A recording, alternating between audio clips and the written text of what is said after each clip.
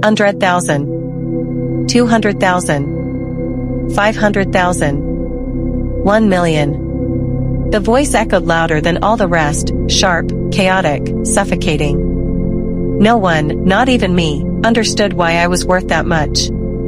And then, Fahd Al-Rahman's voice cut through the room. $2 million. The crowd gasped. $5 million.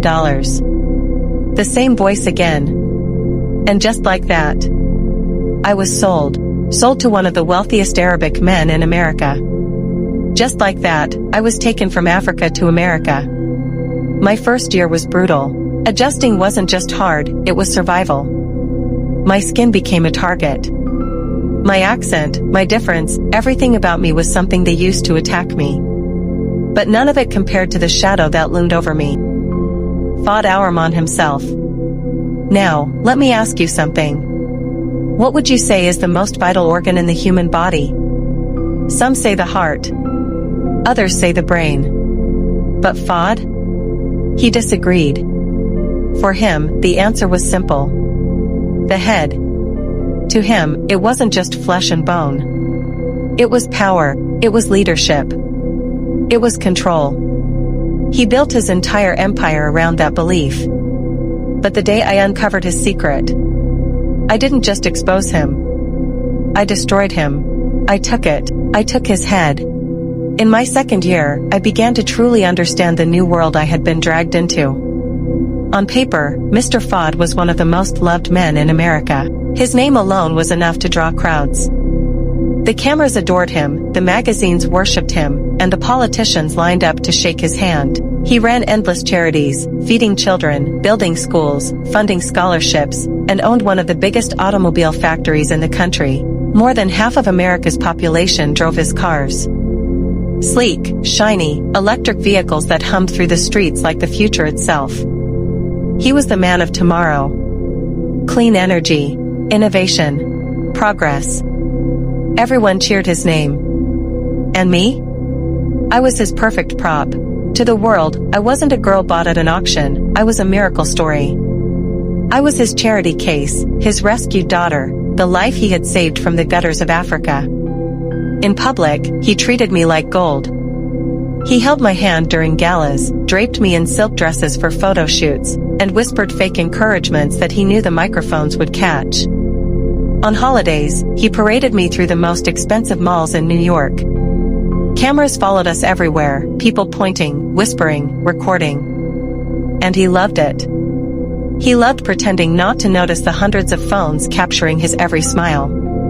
"Smile for them, Mitchell," he would murmur, tightening his grip on my wrist just enough to make me flinch. "They need to see how much I love you." And so, I smiled. I smiled while strangers applauded him, their voices chanting his name like he was some kind of saint. I smiled, even when my stomach turned, even when I knew the truth, this was not love. This was theater. Because behind closed doors, the mask slipped. At home, he was not the charming father the world worshipped. Don't get me wrong, he fed me well, clothed me in designer brands, and when I fell sick, doctors appeared in less than 10 minutes. But affection? Care? Emotion? Those things did not exist in the house of Fahd Al-Rahman. Instead, there was punishment. He would scold me for mistakes I never made. Sometimes his palm would land across my face for an offense I didn't even understand. And when the rage wasn't physical, it was psychological. Silent dinners where he let the tension choke me. Hours locked in my room without explanation. His cold, piercing eyes drilling into me whenever I dared to speak out of turn. But in public? He was flawless. A father of the year. The man who saved me. I hated him. And yet, I didn't hate the life. Because comfort is seductive. And money, his money, gave me access to things I never dreamed of. Food, clothes, education, freedom of movement. He allowed me to do whatever made me healthy, as long as it did not threaten his image. But there was one thing he never stopped giving me, whether in public speeches or behind closed doors, his obsession with the head. I remember one evening vividly. We were sitting in his study. He leaned back in his leather chair, glass of wine in one hand, his dark eyes fixed on me like a scientist studying his subject. "You see, Michelle," he began, "people worship the heart. They think it makes them human. They cling to the brain, calling it intelligence. But they forget the truth. The head, your head, is everything. Without it, nothing else works. It commands, it controls, it dictates. A king without his head is no king at all. Remember that." He leaned forward, his voice lowering to a near whisper. "Protect your head. Respect it. Because if someone ever takes it from you..." He tapped his temple with one long finger. "They own you." I swallowed hard, nodding, pretending to understand. Pretending not to feel the chill run down my spine. But it wasn't just philosophy. His obsession bled into his business. He built empires on that belief, shaping his automobile empire with the same ruthless logic: cut off the competition's head, and the body collapses. That was his strategy. That was his life. But the question that haunted me most was simple: why me? Why would Fahd Al-Rahman spend $5 million on an orphan girl from Africa? If all he wanted was to prove his love for Africa, he could have picked anyone, hundreds, thousands, for free. Yet, out of everyone, he chose me. And on the night of my 18th birthday, I finally learned the truth. The night was colder than most. The breeze cut through my skin like steel, heavy and unrelenting. Sleep refused to come, so I slipped out of bed to fetch some water. But when I reached the kitchen, voices drifted from Fahd's study, low, sharp, and cruel. Finally, Fahd said, his tone laced with triumph. "Tomorrow she completes 18. For long years I've waited. And at last, the investment I made will pay off." The man on the other end of the call chuckled. "I'm happy for you, my friend. But what happens after you take the land?" Fahd's reply was ice cold. "I'll throw her out onto the street where she belongs. Tell the public I caught her stealing from me. Brand her ungrateful. They'll believe it." A pause, then laughter. "Oh, Fahd. You are a cunning man." The call ended. The silence afterward felt louder than thunder. And in that moment, everything clicked. I finally understood why he had bought me, why he paraded me around like a prize, why he spent millions on a girl no one else wanted. I wasn't a miracle. I wasn't a daughter. I was an investment. And I had just discovered the deadline. I didn't have time to think. But I knew one thing with chilling certainty: I wasn't going to let his plan unfold. Now, in my last post, I told you not to subscribe. Just hit the notification bell. But if you're still here, still following this story, take a breath. Because things are only getting darker. At Black Nation, our creativity never ends. 2 new posts are dropping this week. Trust me, you won't want to miss them. First, so she's always been my wife. A story so twisted, the relationship shift will leave your head spinning. Second, I know what you did at St. Catholic. Secrets will be exposed, truths will shatter, and the drama will be relentless. So grab your popcorn, hit that subscribe button, or at least smash the bell. Because this week, the stories will not just be wild, they'll be unforgettable. The next day, my birthday. It wasn't just another day.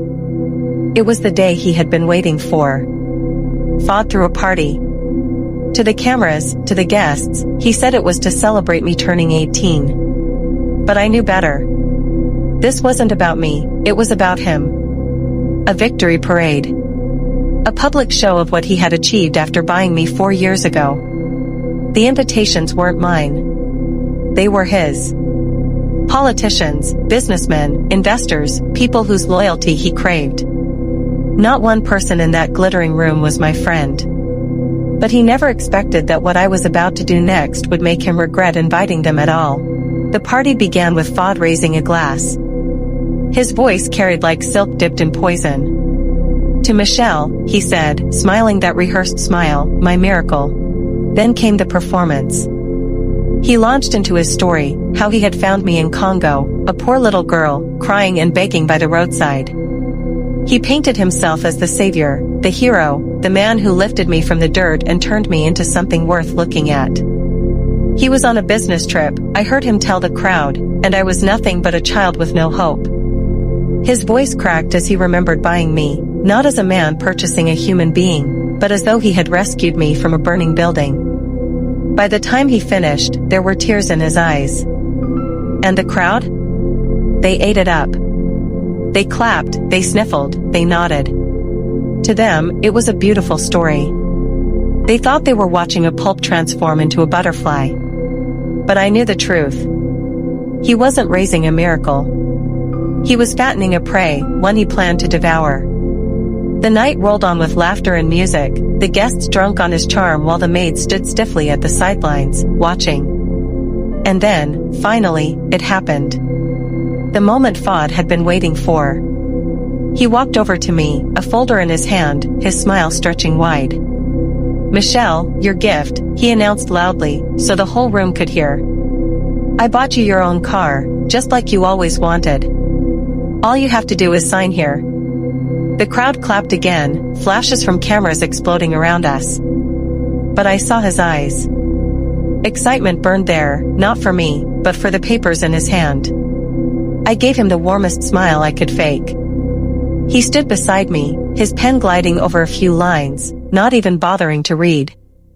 His hand shook with eagerness, his breaths quick. Then he slid the pen into my hand. I took it, looked at him one last time, and signed. Then his smile, loud and open. As Fahd reached to tuck the document away, I rose. This was it. My moment. The only chance I had. "Sir Fahd," I said, my voice slicing through the music, "where exactly are you taking my company's documents?" The room froze. Even I froze. "What are you saying, dear Michelle?" Fahd's voice trembled just slightly, the confusion flashing in his eyes. But my face, oh, my face carried something ancient. A strength that didn't belong to me alone. Ancestral confidence. I pulled out my phone. One click. And the speakers hidden all around the house erupted. The call. That call. The same call where he confessed everything. Fahd had always wanted to watch me. He littered the house with cameras, every corner wired, every room a stage. His paranoia was his pride. But tonight, it was my weapon. I didn't even need the video, just the audio. His own words, dripping like poison, filling the hall.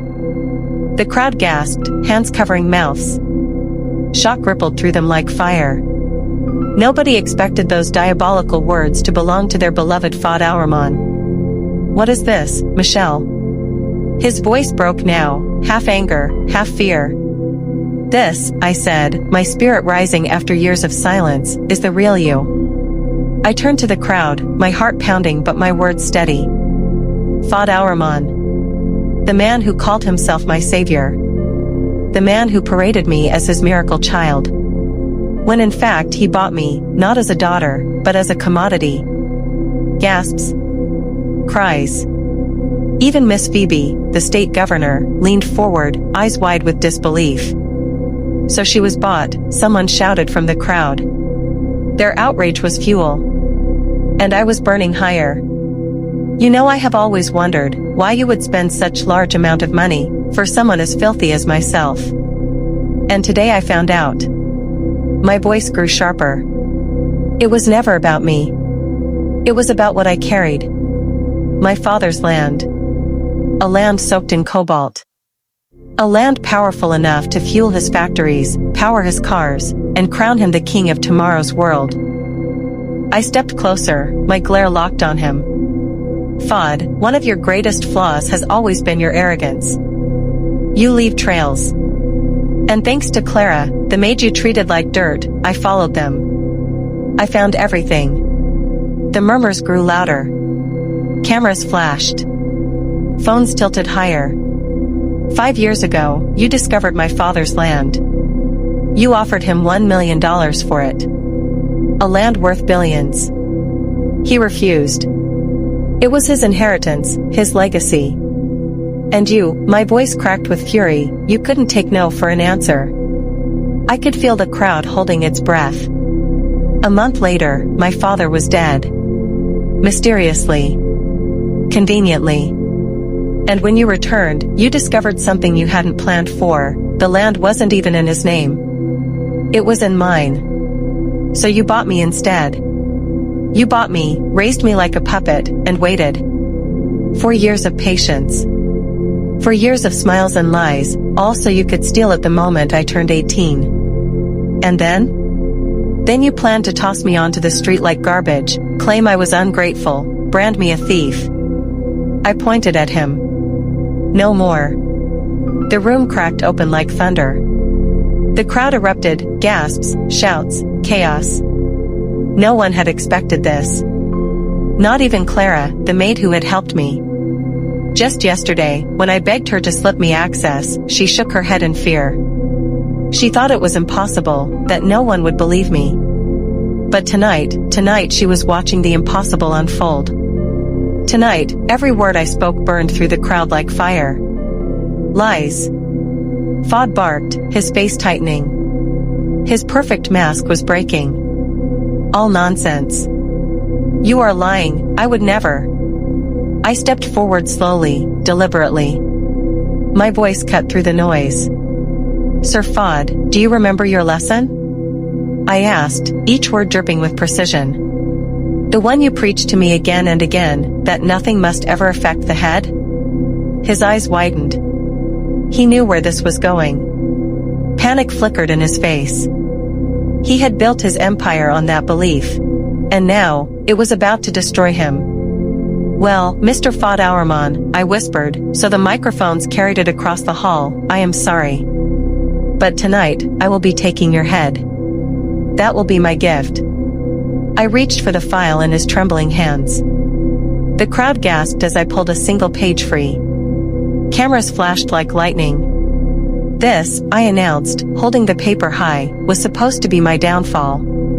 Tonight, you wanted me to sign away my father's land into your company's name. But you never imagined that I had already slipped another file into your stack. You signed it yourself.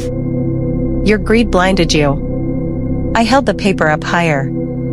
This is a full transfer of your company, signed, stamped, notarized. To me. The room roared. Phones shot into the air. Reporters scribbled furiously.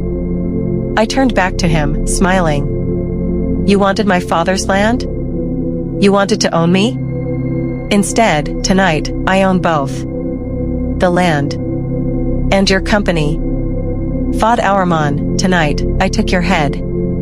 The hall was no longer a ballroom. It was a battlefield. Phones pointed at Fahd like rifles. Reporters surged forward, questions firing like bullets. The crowd's worship had turned into rage. The same mouths that once cheered his name now spit his downfall. Is it true you trafficked her? Did you kill her father? Mr. Al-Rahman, what about the land rights? He stumbled backward, sweating under the heat of his own spotlight.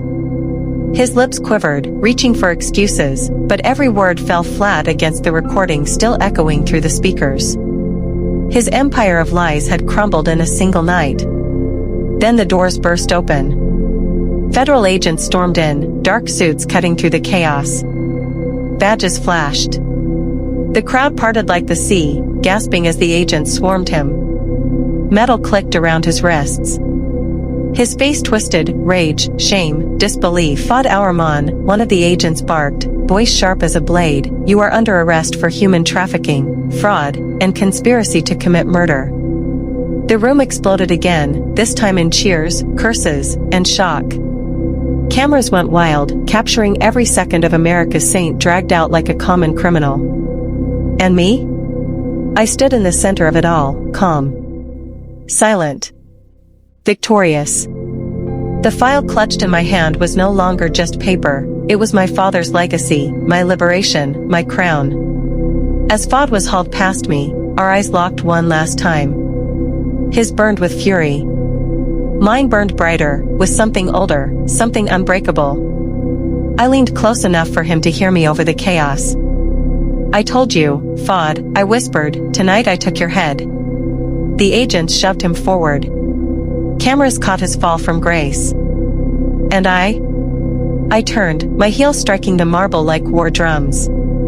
The crowd parted, eyes following, phones recording. For once, not because of him, because of me. The girl he bought. The girl he paraded. The girl he underestimated. No longer his miracle. Now his ruin. And as the doors closed behind me, I knew one thing with chilling clarity. This was only the beginning. The world thought it ended that night, that the story of Fahd Al-Rahman closed with handcuffs and headlines. But stories like his never end so cleanly. 2 weeks later, in a smoke-filled boardroom in Dubai, men in silk suits sat around a long glass table. The screens on the wall replayed the viral footage of Fahd's downfall, his arrest broadcast to millions. One of them exhaled slowly, tapping ash into a golden tray. "So," he said, voice smooth as oil, "the pawn has fallen." Another man leaned forward, his face hidden in shadow. And the girl, "She thinks she's won," the first replied, almost smiling. "She thinks she took his head, but she has no idea." He slid a folder across the table, stamped with her picture. Michelle's face stared up at them, defiant, burning with victory. That she's only stepped onto the board. The room fell into silence. Then laughter, low, chilling and human. And somewhere across the ocean, Michelle slept soundly, unaware that her war had just begun. Want part 2? Drop a comment below. Part 2 now. Your comments decide if I continue Michelle's war. This week we're also dropping 2 insane stories. So she has always been my wife. A relationship twist that'll leave you shook. I know what you did at St. Catholic. Secrets, betrayal, chaos. So smash that subscribe button and hit the bell. Because trust me, you do not want to miss what's coming next.